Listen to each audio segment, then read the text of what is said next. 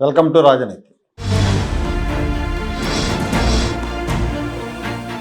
మేము అధికారంలోకి వస్తే అమరావతి రాజధానిలో రైతులకు బలవంత భూసేకరణ ఉండదు. అవసరమైతే భూములను వెనక్కి ఇచ్చేస్తాం. రైతులకు ఏం కావాలో అదే చేస్తాం. అమరావతిలో రాజధాని నిర్మించలేరు. మావిగానే సరైన ప్రత్యామ్నాయం, మావిగానే సరైన రాజధాని. అమరావతిలో కట్టడాలన్నీ ఆపేయాలి. మేము అధికారంలోకి వస్తే అమరావతిలో పనులన్నీ నిలుపుదల చేస్తాం అని మాజీ ముఖ్యమంత్రి జగన్మోహన్ రెడ్డి గారు ప్రకటించారు. నిన్న కొంతమంది అమరావతి ప్రాంతానికి చెందిన రైతులు ఆయనతో సమావేశమయ్యారు. రైతులనే కంటే వైసీపీ రైతులని చెప్పడం కరెక్టే. ఎందుకంటే రాజధాని భూ సమీకరణకు 29 గ్రామాల్లో రైతులు 95% భూములు ఇచ్చారు.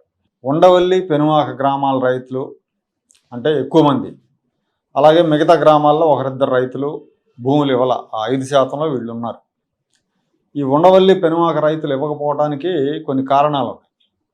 ఈ 2 గ్రామాలు వచ్చేసి విజయవాడ నగరానికి దగ్గరకు ఉంటాయి, నేషనల్ హైవేకి దగ్గరకు ఉంటాయి. ఈ భూములు కూడా జరీబ్ భూములు, వాటర్ ఫెసిలిటీ ఉన్న భూములు. సో మార్కెట్ విలువ కూడా ఎక్కువ ఇక్కడ. రాజధాని డెవలప్ అయితే ఇప్పుడు భూములు ఇవ్వకుండా వాళ్ళ ఆధీనంలో పెట్టుకుంటే రాజధాని డెవలప్ అయ్యాక మంచి రేటు వస్తుందనే భావనతో ఉన్నారు. ఈ 2 గ్రామాల్లో రెడ్డి సామాజిక వర్గం వాళ్ళు ఎక్కువ, ఆ రైతుల్లో కూడా వాళ్ళు ఎక్కువ మంది ఉన్నారు. వాళ్ళల్లో అందరూ వైసీపీ ఫాలోవర్స్. అందుకే సహాయ నిరాకరణ చేస్తున్నారు. తొలి విడత భూములు ఇచ్చిన రైతుల సమస్యలు ప్రభుత్వం పరిష్కరించడంలో నిర్లిప్తంగా ఉండటం కూడా దీనికి ఇంకొక కారణం. ముందు భూములు ఇచ్చిన రైతుల ఇబ్బందులు చూస్తున్నాం కదా, వాళ్ళ ఇబ్బందుల్ని, వాళ్ళ సమస్యల్ని పరిష్కరించకుండా ప్రభుత్వం తాత్సారం చేస్తూ ఉంటే మేము ఇప్పుడు ఎందుకు ఇస్తాం అనేది ఒక ప్రశ్న. అది సహేతుకమైన ప్రశ్నే. ఈ గ్రామాల భూములు ఇస్తేనే రాజధానికి హైవేతో కనెక్టివిటీ పెరుగుతుంది. కూటమి ప్రభుత్వం అధికారంలోకి వచ్చిన తర్వాత సిఆర్డీఏ అధికారులు ఈ గ్రామాల రైతులతోటి నెగోషియేట్ చేస్తున్నారు, చర్చిస్తున్నారు. కొంతమంది దిగొచ్చారు, కొంత ఇచ్చారు, కొంత భూమి ఇచ్చారు, ఇంకా ఇవ్వాల్సింది ఉంది. కానీ వీళ్ళు మాత్రం ఆ రైతులు భూములు ఇవ్వడానికి సిద్ధంగా లేరు. మా భూములు ఎకరాకు 10 కోట్లు చేస్తాయి, మేము పూలింగ్లో ఇవ్వమని కొంతమంది చెప్తున్నారు.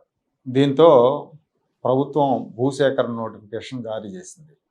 భూ సమీకరణకు ఇవ్వకపోతే భూసేకరణ చట్టాన్ని అప్లై చేసి మేము ఎక్వైర్ చేస్తాం, అప్పుడు గవర్నమెంట్ రేట్ మీద 3 times ఎక్స్ట్రా ఇస్తారు. రాజధాని అవసరాల కోసం ల్యాండ్ అక్విజిషన్ చేస్తున్నామని చెప్తారు. దీని మీద కొంతమంది రైతులు జగన్మోహన్ రెడ్డి గారిని కలిశారు.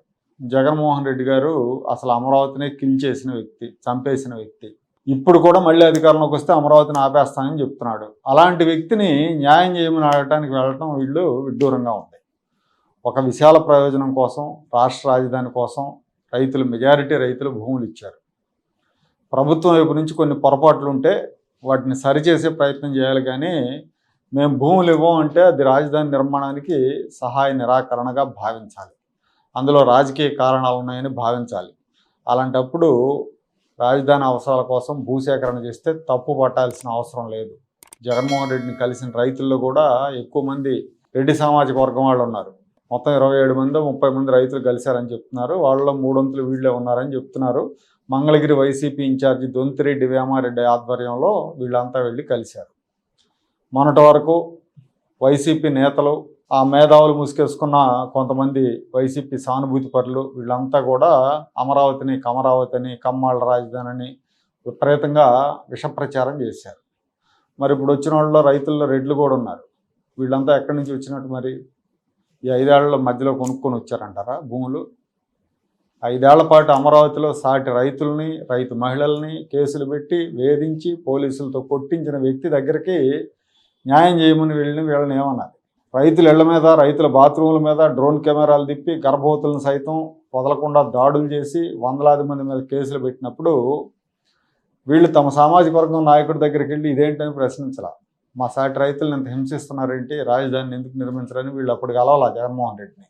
ఇప్పుడు కోట్లు దండుకోవడానికి సాయం చేయమని అమరావతి హంతకుడి దగ్గరికి వెళ్ళి సాగిలపడుతున్నారు. వీళ్ళది డబ్బుల కోసం ఎంతకైనా దిగజారే మనస్తత్వం అని చెప్పడానికి నేనేమాత్రం సందేహించను. ఉండొచ్చు, స్వార్థం ఉండొచ్చు. ఇంకొంచెం మాకు బెటర్ ప్యాకేజ్ ఇవ్వండి, మేము రాజధానికి ఇస్తామని అడగటం తప్పులేదు. అసలు మేము ఇవ్వం, మాది 10 కోట్లు, మాది 50 కోట్లు అంటే అది ఒక అత్యాశ అనుకోవాలి. జగన్మోహన్ రెడ్డిని కలిసిన వాళ్ళు కొంతమంది మా పొలాలను బలవంతంగా లాక్కున్నారు, దౌర్జన్యంగా మా పొలాల్లో రోడ్లు వేశారు, లేదంటే మా పొలాల్లో ప్లాట్లు వేస్తున్నారని జగన్మోహన్ రెడ్డికి ఫిర్యాదు చేశారు. ఆయనేమో నేను సీఎం అవగానే రాజధాని ఆపేస్తాను, మీ భూములు మీకు వెనక్కి ఇచ్చేస్తా అన్నాడు. అప్పుడు కానీ తగిన శాస్త్రారు కదా, అందరికీ జరిగింది అప్పుడు, వీళ్ళతో పాటు ఇచ్చిన వాళ్ళకి ఇవ్వని వాళ్ళకి అందరికి. వాస్తవం చెప్పాలంటే భూములు ఇవ్వని రైతులు భూముల జోలికి వెళ్ళాల ప్రభుత్వం. రోడ్లకు అడ్డు రావటం వల్ల ఆ భూములు అడ్డు రావటం మూలంగా ఆ రోడ్లు ఆపేశారు. కొన్ని రోడ్లను అయితే తాత్కాలికంగా పక్కకు మళ్లించేసుకున్నారు. సీడ్ యాక్సెస్ రోడ్డు దగ్గర కూడా మనకు కనపడుతుంది. అది కావాలంటే మనం ఫోటోలో చూడొచ్చు. ఆ మధ్యలో ఉన్న పొలాల్లో పంటలు కూడా వేసుకున్నారు. పక్క నుంచి రోడ్లు వెళ్తున్నాయి, రోడ్డు మళ్లించిన తర్వాత మధ్యలో వాళ్ళు పొలం ఇవ్వలేదని ఏదైతే మళ్లించారో ఆ పొలంలో వీళ్ళు పంటలు కూడా వేస్తున్నారు.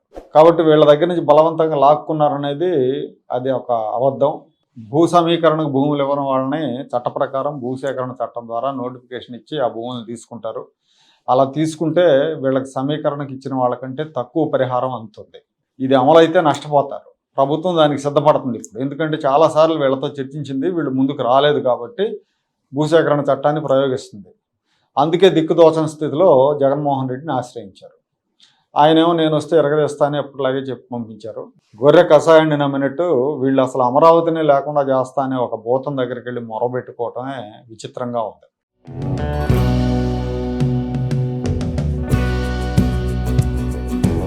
Like, share and subscribe to Rajaniti channel.